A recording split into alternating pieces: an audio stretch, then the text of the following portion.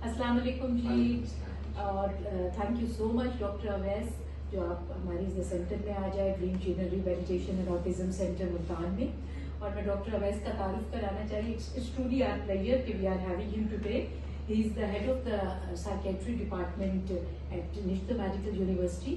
तो आपका जी बहुत शुक्रिया once again. Thank you very much for inviting me. Thank you जी, वी आर ट्रूली हम्बल्ड। और सिर्फ ये मैं आपसे दो क्वेश्चंस बड़े करना चाहूँगी।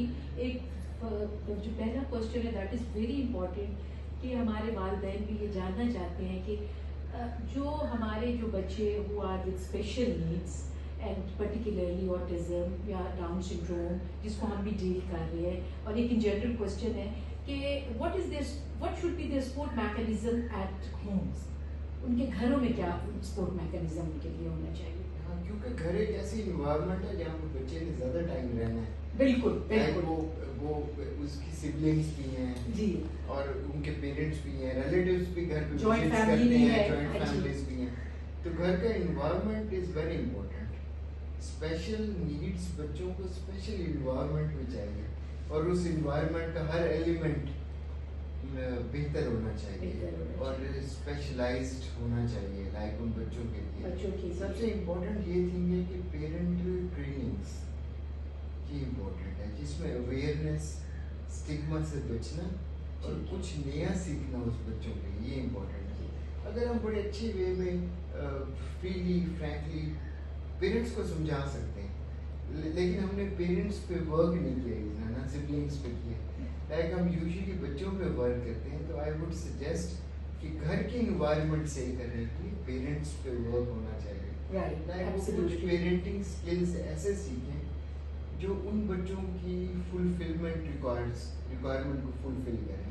लाइक उनको कुछ बिहेवियरल थेरेपीज के टिप्स आने चाहिए। बिल्कुल बिल्कुल। कुछ बच्चों को, अगर बच्चा से फॉर एग्जांपल रेस्टलेस हो रहा है या ज़्यादा एक्टिव हो रहा है, तो उसे कैसे काम डाउन करना विद कम्युनिकेशन, ये सीखना पड़ेगा पेरेंट्स को और किसी हद तक सिबलिंग्स को भी। अच्छा, मैं सॉरी आपको यहाँ इंटरप्ट कर रही हूँ, सिर्फ एक बात कि देखिए, हर जो हमारा क्राइटेरिया यहाँ पे, हर पेरेंट जो है उसके पास रिसोर्सेज नहीं है।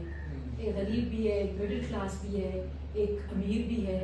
तो एक नॉर्मल घर का बच्चा जिसके घर में अब ना वाईफाई है, ना हमारे पास ऐसे बच्चे भी आते हैं ना एसी है, एक एनवायरनमेंट है, तो उसमें भी पेरेंट्स के लिए आपको क्या है कि सपोर्टिव तो होना चाहिए, मोहब्बत प्यार तो होना चाहिए, ये तो होना चाहिए एटलीस्ट प्यार मोहब्बत कंपैशन पेरेंट्स को सिखा सकते हैं। हाँ, वो भी सिखा सकते हैं कि हम थ्रू कम्युनिकेशन हमने पेरेंट्स को अवेयरनेस देनी है और सिखाना है, और उन्होंने थ्रू कम्युनिकेशन बच्चे को सिखाना है प्यार मोहब्बत के साथ। ये इम्पोर्टेंट है। और फोकस करें उनकी जो नीड्स हैं, जो उनकी स्पेसिफिक नीड्स हैं, उस पे फोकस करें और अंडरस्टैंड करें। बर्डनसम फील करते हैं, ऐसा बिल्कुल नहीं है, बिल्कुल नहीं है। मैं भी ये सिर्फ टेक्निक कुछ चेंज है, जो कि नॉर्मल बच्चों से और स्पेशल बच्चों से डिफरेंट है। बिल्कुल दोनों की टेक्निक में कम्युनिकेशन और बिहेवियर का फर्क आ जाता है पेरेंट्स।